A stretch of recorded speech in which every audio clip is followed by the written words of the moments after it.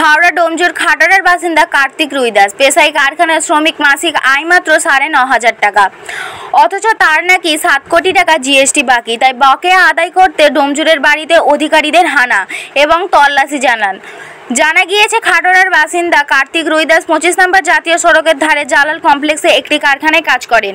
গত বৃহস্পতিবার তিনি যখন কারখানায় কাজ করছিলেন, হঠাৎ তার বাড়িতে জিএসটি অফিসারের ৬ জন সদস্য দল হানা দেয়। পরিবারের লোকেরা কার্তিককে ফোনে জানান। কার্তিক সাইকেলে চেপে কারখানা থেকে তড়িঘড়ি করে বাড়িতে ফেরেন।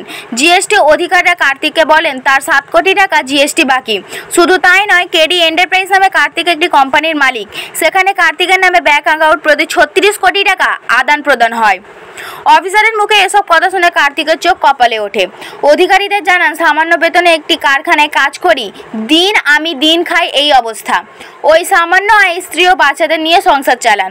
তার ঠিকানা, প্যান কার্ড, আধার কার্ড, ইলেকট্রিক বিলের তথ্য ব্যবহার করেন কে বা কার জিএসটি পোর্টালে তার নাম তুলে দিয়েছে। যদিও বাস্তবে তার সঙ্গে কোনো মিল নেই। জিএসটি পোর্টালে যে দুটো নাম্বার আছে তা ভুয়ো নাম্বার। কার্তিকের ওই মোবাইল নাম্বার আলাদা। এই ঘটনা ওই যুবক ডোমজুর থানার হাওড়া সিটি পুলিশের সাইবার সেলে অভিযোগ দায়ের করেন। পুলিশের পক্ষ থেকে গোটা ঘটনা তদন্ত করা হচ্ছে। আমি একটা জালাল কমপ্লেক্সে একটা প্রাইভেট কোম্পানিতে কাজ করি। অন্যান্য নতুন খবরের জন্য H+City নিউজ চ্যানেলটি হয়েছিল বলতে বৃহস্পতিবার দিন করে রাখুন, পাশে থাকা নোটিফিকেশন আমার ওয়াইফ বাড়িতে থাকে এবং আমি কাজেতে ছিলাম। তো আমাকে ইলেকট্রিক অফিস থেকে ফোন করেছি। তো বলছে ইলেকট্রিক অফিস থেকে বলছি আপনার কারেন্টের মিটার যে নিয়েছিলেন, তো ওর হচ্ছে ল্যান্ডমার্ক উল্লেখ নেই কেন? আমি বললাম স্যার আমি তো নিয়েছি ৩-৪ বছর আগে, তো এখন বলছেন ল্যান্ডমার্ক। আমি বলছি ঠিক আছে, আপনি দক্ষিণ জামাতা পোস্ট অফিস করে নিন। তো তার কিছুক্ষণ পর ফোন করে বলছে যে আমরা জিএসটি আধিকারিক থেকে এসেছি, আপনি যেখানেই থাকুন আপনি বাড়ি চলে আসুন।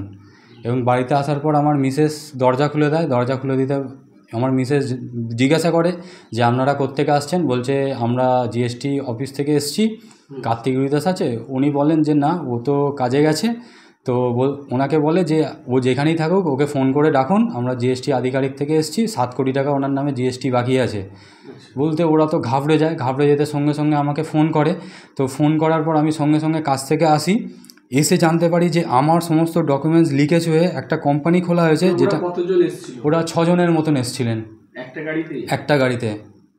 একটা গাড়িতে ৬ জন এসেছিলেন। হ্যাঁ, ৬ জনই ভেতরে ঢুকেছিলেন এবং আমার আসার সাথে সাথে আমার মোবাইলটা ওনারা কেড়ে নিলেন। কেড়ে নেওয়ার পর বলে আপনার সমস্ত মানে আপনার নামে একটা কোম্পানি আছে যেটার আপনি মালিকানা। আমি জানতে চাই আমি যে কোত্থেকে আসছেন না আসছেন। ওরা আমাকে সমস্ত ওদের আইটি প্রুফ দেখার পর সঙ্গে আমাকে বলে যে আপনার নামে একটা কেডি এন্টারপ্রাইজ কোম্পানি আছে, যেটা জিএসটি নম্বর এত, কেডি এন্টারপ্রাইজ, আপনার জিএসটি নম্বর এত, ঠিক আছে? তো আপনার ৭ কোটি টাকা জিএসটি বাকি। আমি বলছি স্যার এটা কী করে সম্ভব? আমি খেটে খাই, আমি দিন আনি দিন খাই, জালাল কমপ্লেক্সে একটা কোম্পানিতে কাজ করি, এটা কি করে সম্ভব? বলছে আপনি জানেন যে আপনার নামে একটা কারেন্ট ব্যাঙ্ক অ্যাকাউন্ট আছে যেটায় ৩৬ কোটি টাকা টার্নওভার হয় মাসে। হ্যাঁ, মাসে। আমি বলছি স্যার আমি তো শুনে আমি অবাক হয়ে যাচ্ছি, আমি নিজেই নার্ভাস হয়ে যাচ্ছি, আমি কী করবো কিছু বুঝতে পারছি না। এবং আসার সাথে ওনারা আমাকে বলে যে আপনি ভাবনা চিন্তা করুন, আপনি মিথ্যা কথা বলছেন। আমি বললাম না স্যার, আমি যদি এত কোটি টাকার মালিক হয় আমার বাড়ি ঘর এরকম হতে পারে? আমি সাইকেল নিয়ে এলাম আপনাদের চোখের সামনে, আপনারা তো দেখতেই পেলেন। এবং ওনারা আমাকে নানা রকমের কোশ্চেন জিজ্ঞাসা করে যে আপনি পয়সার বিনিময়ে কাউকে ডকুমেন্টস বিক্রি করেছেন কি না। আমি বললাম না স্যার, আমরা না খেতে পাই না পাবো, কিন্তু ডকুমেন্টস আমি কাউকে শেয়ার করিনি বা বিক্রি করিনি। বলছে তাহলে আপনি ভাবুন আপনার ডকুমেন্টস কী করে লিকেজ হলো। বললাম স্যার সেটাই তো আমি বুঝে উঠতে পারছি না যে আমার ডকুমেন্টস কোত্থেকে লিকেজ হলো। বলছে এই প্রপার্টি কার নামে আছে, বাড়ি ঘরদোর কতদিন হয়েছে, কতদিন আপনারা এইখানে এসেছেন, এই সব নানা রকমের কোশ্চেন করে। ওরা 1:30টা থেকে 5:30টা পর্যন্ত ছিলেন। হ্যাঁ, সবকটাই অফিসার ছিলেন। পুলিশ ছিল না, শুধু ওনারাই এসেছিলেন। তারপর ওনারা নিজে